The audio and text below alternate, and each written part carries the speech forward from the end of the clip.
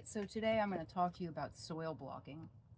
People make this sound really complicated and like it's like, I don't know, advanced technique or something, but it's not. So this is from Johnny's. Uh, their version is kind of expensive, and it's because it's got a nice smooth mechanism. I have to oil it, but you oil it right here. You oil it right here. That way it doesn't squeak. But if you are broke, but you really want to try soil blocking, this kind of cheap knockoff version, exactly the same size and result, a little less sturdy. I don't know if you can see this. Johnny's one has connections here and this one does not. It's a little less sturdy, but it will make soil blocks, and it costs like, I don't know, I think like $5 or $6 on Temu or Ali, I don't know, one of those places, you know what I mean.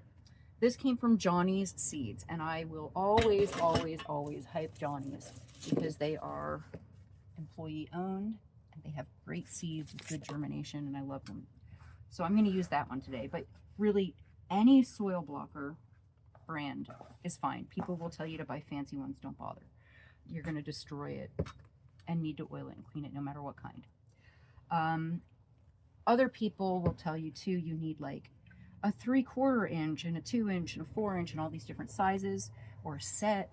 You need a 2-inch soil blocker. This is all you need. You do not need small ones. You do not need any other size.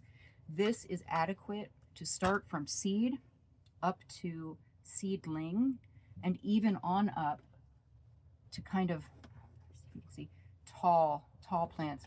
I let some of my tomatoes get about yay tall, multiple leaves, before I even take them out of the soil block. You can let things like flowers, I'm looking around for soil block right now that I can show you. But soil blocks can go a long time before they need to be potted up. So here's a good example. This is a, what is that? A sweet potato squash. And these are great because you can use them with cucurbits and other things you can't ordinarily start early. So this is the square, and there's the roots just a little bit at the bottom, but you can see it's held together very well.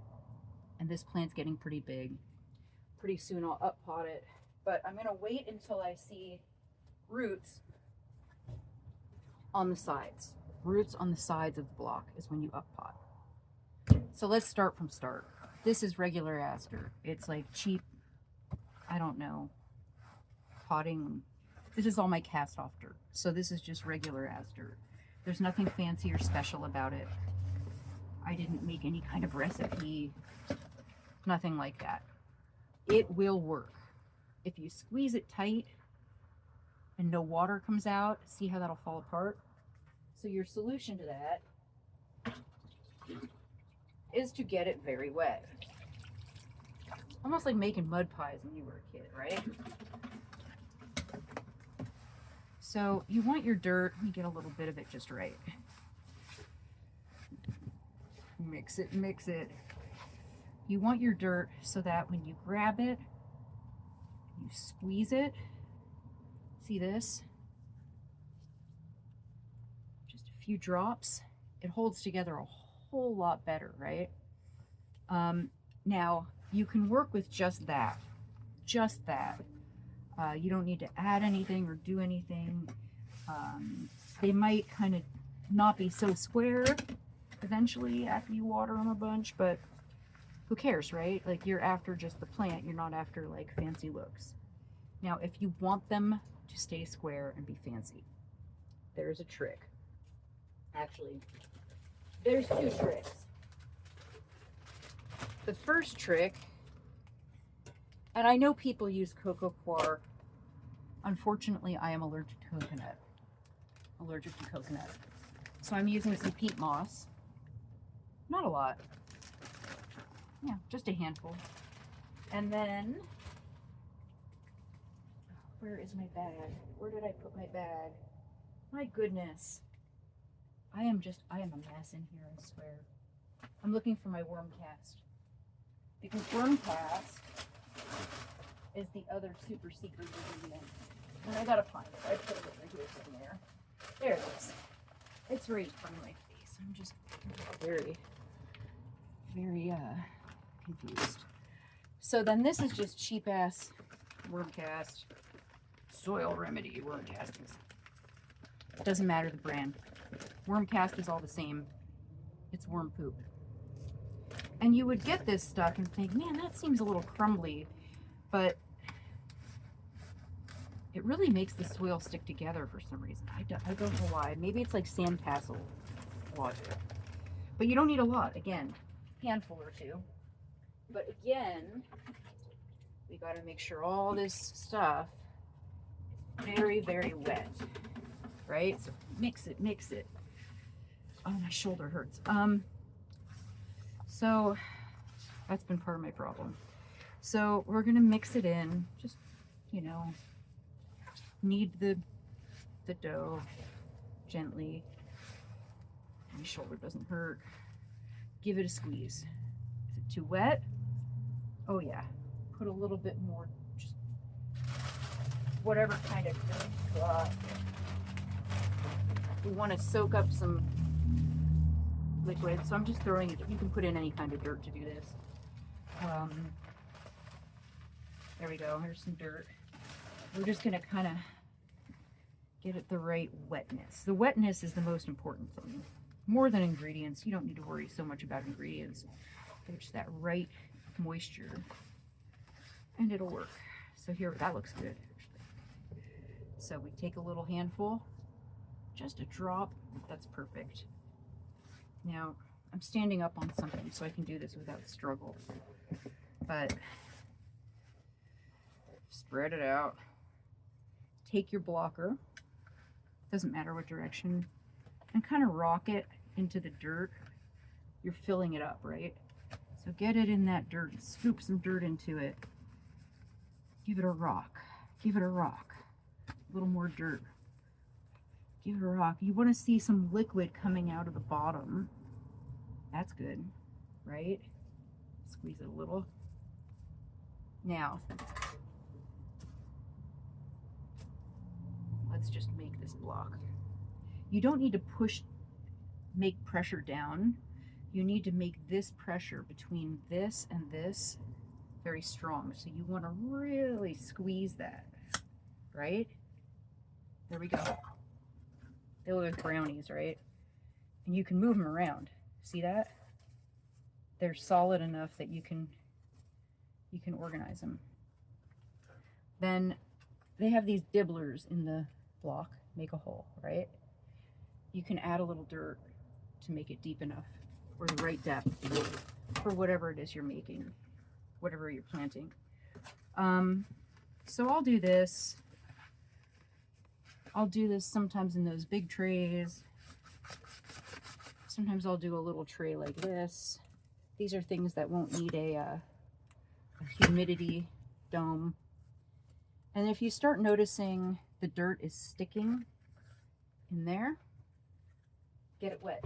I've got a bucket over here. I just drop that in the bucket for a second to get it wet.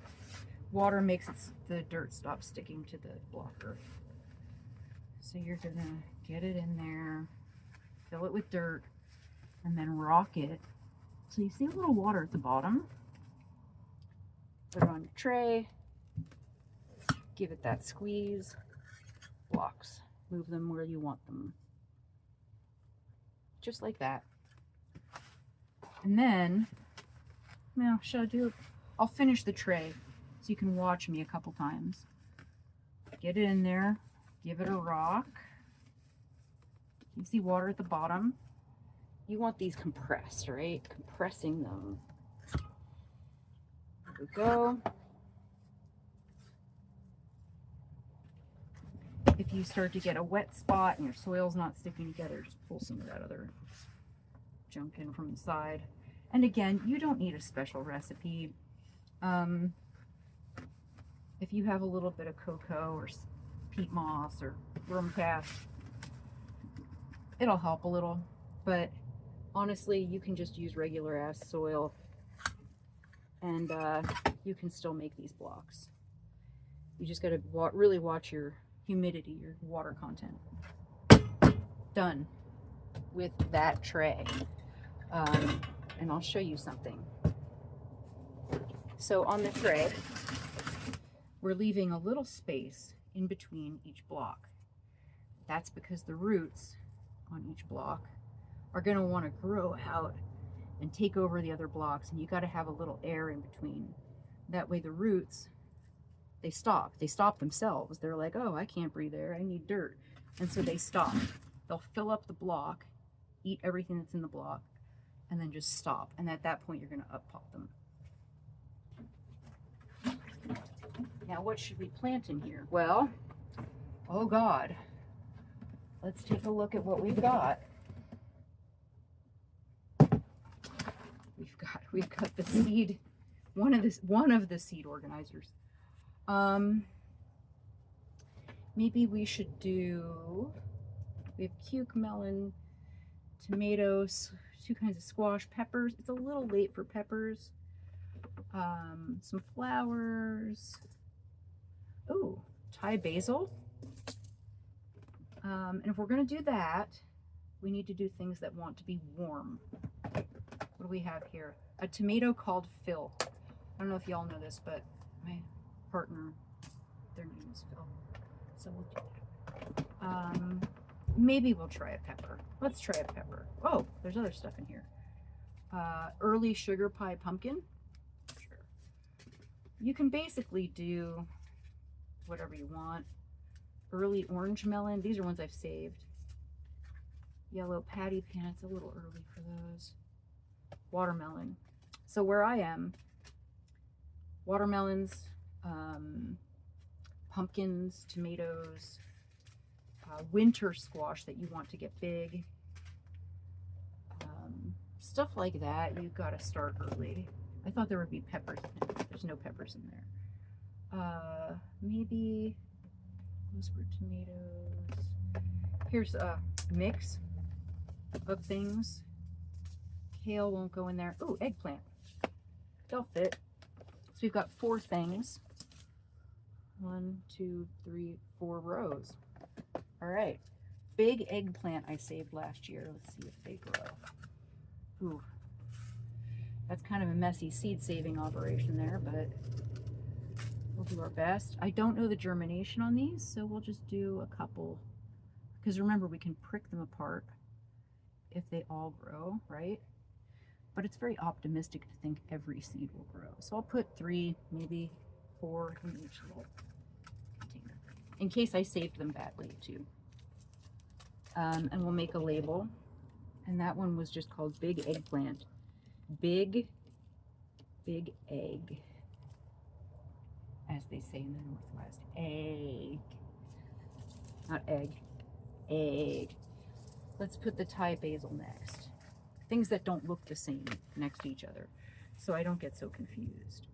Now, that should be enough for 4. Now, these you don't want as deep as that hole. So you just knock a little bit of the dirt into the hole to fill it. Right? We don't need it to be that deep. These are basil. They're tiny seeds. They need to be a little closer to the surface. I love Thai basil. I make pho in the winter, and so I save this stuff and dry it out and use it for that. Label. I'm just gonna make a label. And I don't know if you can see, but cheapo labels, but the China marker, the grease pencil or China marker, really good. So I'll stick that one right there. Pumpkin early sugar pie. We're gonna use 2 seeds for this. And this deep hole is good for pumpkin and squashes, because they really like to be under the dirt. So you can drop it all the way to the bottom of that deep hole. Now you can buy dibblers. That's what those are called. This thing in here is what makes that hole. You can get deep or shallow ones. See how this is kind of wonky? That's the cheapo one. As long as you keep it below there, it works perfect. It's just a little jank. Sugar pie. Sugar pie goes right there. And the last one will be Phil Tomato. Phil Tomato. I don't know why it's called that. I've never grown these before, this kind. So it's from the Experimental Farm Network. They have some weird stuff. Sometimes some of it's really good. We don't need all of them. Save some in case they're good. Grow them again next year. And again, it's a little deep. 2 seeds maybe, 2 or 3. Just to see. Boop. Boop. I dropped one. Get out of there. There we go. Okay. So everybody's labeled, and now we're going to cover them up. Tuck the dirt from the sides over the hole. That's it. Just like that. Pull the dirt from the side. Cover the hole. However deep you think you need it. Like this basil I could just basically pat, but I'll put a little dirt over. The squash, you kind of want to pinch the whole top closed so the hole's completely closed. These tomatoes covered just like that. They're in their little hidey holes. Hopefully they grow. I'll update this later too. So now I'm going to bring you with me. Get ready for movement. Whoa. So what do I have in here? I got a room full of stuff, right? These are tomatoes, pumpkins, basil, eggplant. They need a heat mat, and I luckily have a little space for a heat mat tray. Now, because these are blocks, they will dry out very fast. So what I'm going to have to do is come out here pretty much daily until they sprout and get off that heat mat.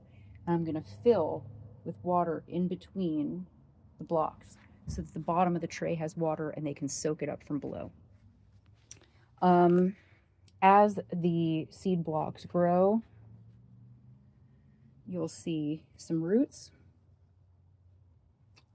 They may get a little deformed, like not so square anymore from being watered, but you'll see these little adventitious roots coming out. One of the nice things about them is the plants can get pretty big inside them without struggling because of that air around the outside. Some peppers, babies. So these soil blocks are very good for starting things, and it's pretty cheap. You don't ever need any kind of plastic, which is a bonus. You can use any kind of tray or container, any kind of dirt. If your dirt has clay in it, it does really good with this, like just your dirt from outside. If it's clay soil, oh my God, you can make the best soil blocks with that stuff. It's great.